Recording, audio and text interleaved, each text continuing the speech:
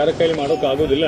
ಅಪ್ಪಣ್ಣ ಆತರ ಮಾಡಿಸಿ ತೋರಿಸಿದ್ರು. ಅಪ್ಪಣ್ಣ ಆತರ ಅಂದ್ರೆ ರಾಘವೇಂದ್ರ ಸ್ವಾಮಿ ಅವರ ಪರಮ ಶಿಷ್ಯರ ಪೂಜ್ಯ ರಾಘವೇಂದ್ರ ಮಂತ್ರ ಬರುತ್ತಲ್ವಾ, ಆ ಮಂತ್ರ ಬರೆದ ಮಹಾನುಭಾವರೇ ಅಪ್ಪಣ್ಣಾಚಾರ. ಬೆಂಕಿ ಇಲ್ದೇನೆ ಅನ್ನ ಹೇಗಂದ್ರೆ ಅಪ್ಪಣ್ಣಾತರ ಕಾಲದಲ್ಲಿ ಗುರುಕುಲ ಇತ್ತು. ಗುರುಕುಲ ನಿಮ್ಗೆ ಗೊತ್ತಲ್ಲ, ಆ ಗುರುಕುಲದಲ್ಲಿ ಮಕ್ಕಳು ಪಾಠದ ನಂತರ ಈ ಊರ್ಲ ಕಡೆ ಹೋಗಿ ಭೌತಿ ಭಿಕ್ಷಾ ಅಂದ್ರೆ ಭಿಕ್ಷಾ ತಗೊಂಡು ಬರ್ತಾ ಇದ್ರು.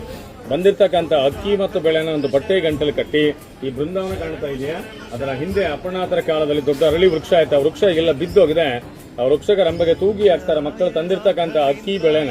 ಆಮೇಲೆ ಅಪ್ಪಣ್ಣಾಚಾರ್ಯ ಏನ್ ಮಾಡ್ತಾರೆ, ಉಗ್ರ ನರಸಿಂಹ ಸ್ವಾಮಿ ಇದನ್ನ ಪೂಜೆ ಅಭಿಷೇಕ ಮಾಡಿ, ಇಲ್ಲಿ ಆಂಜನೇಯ ಸ್ವಾಮಿ ಕಾಣ್ತಾ ಇದೆಯಾ, ಇದೇ ಆಂಜನೇಯ ಸ್ವಾಮಿ ಅಪ್ಪಣ್ಣಾತರ ಪೂಜೆ ಮಾಡಿ ಅಭಿಷೇಕ ಮಾಡ್ತಾರೆ. ಅಭಿಷೇಕ ಮಾಡಿರ್ತಕ್ಕಂಥ ತೀರ್ಥ ಅಪ್ಪಣ್ಣಾತರಿಗೆ ಪ್ರೋಕ್ಷಣೆ ಮಾಡ್ತಾ ಬಿಸಿ ಬಿಸಿಯಾಗಿ ಅನ್ನ ಆಗ್ತಾ ಇತ್ತು. ಆ ತಾಣಕ್ಕೆ ಭಿಕ್ಷಾಲಯ ಅಂತ ರಾಘವೇಂದ್ರ ಸ್ವಾಮಿ ಅವರು ಇಲ್ಲಿ ಬಂದು 13 ವರ್ಷಗಳ ಕಾಲ ಇಲ್ಲೇ ಇದ್ರು ಅಪ್ಪಣ್ಣಾಚಾರ್ಯ ಜೊತೆಯಲ್ಲಿ. ಆ 13 ವರ್ಷ ಇದ್ದ ಕಾಲದಲ್ಲಿ ಈ ಬೃಂದಾವನ ಕಾಣ್ತಾ ಇದೆಯಾ, ಈ ಜಾಗದಲ್ಲಿ ಸಾಕ್ಷಾತ್ ರಾಯರು ಕೂತ್ಕೊಂಡ್ಬಿಟ್ಟು 13 ವರ್ಷಗಳ ಕಾಲ ಹೋಮ ಜಪ ತಪ ಮಾಡ್ತಕ್ಕಂಥ ಸ್ಥಳ. ಇದಕ್ಕೊಂದು ಮಾಮೂಲಿ ಜಾಗ ಅನ್ಕೋಬೇಡಿ, ತುಂಬಾ ಜಾಗೃತವಾದ ಸ್ಥಳ ಇದು. ಇದಕ್ಕೊಂದು ಏಕಶಿಲಾ ಬೃಂದಾವನ ಅಂತ ಹೇಳ್ತಾರೆ. ಏಕಶಿಲಾ ಅಂದ್ರೆ ಒಂದೇ ಕಲ್ಲಲ್ಲಿ ಮಾಡಿರ್ತಕ್ಕಂಥ ಬೃಂದಾವನ. ಚೆನ್ನಾಗಿ ನೋಡಿ, ಒಂದೇ ಕಲ್ಲು. ಈ ತರ ಬೃಂದಾವನ ನೋಡಕ್ ನಿಮಗೆ ಎಲ್ಲೂ ಸಿಗಲ್ಲ.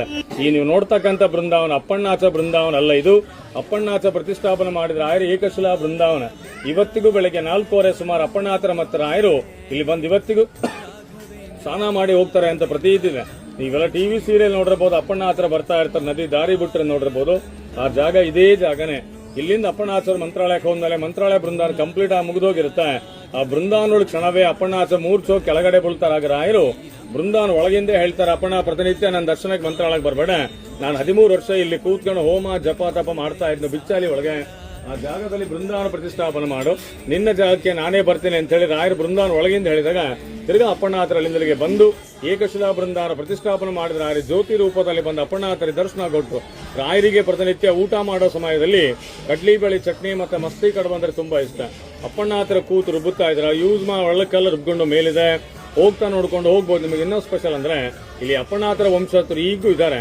ಅವರ ಅಷ್ಟೋತ್ತರ ಶತಸೇವಾ ಪ್ರತಿನಿತ್ಯ ಬಂದಂತ ಭಕ್ತರಿಗೆ ಅನ್ನದಾನ ಮಾಡ್ತಾ ಇದ್ದಾರೆ. ಪ್ರತಿನಿತ್ಯ 1,000 ರಿಂದ 2,000 ಅನ್ನದಾನ ಆಗತ್ತಿಲ್ಲಿ. ದಯವಿಟ್ಟು ಯಾರು ಊಟ ಮಾಡಿಲ್ಲ, ಊಟ ಮಾಡ್ಕೊಂಡು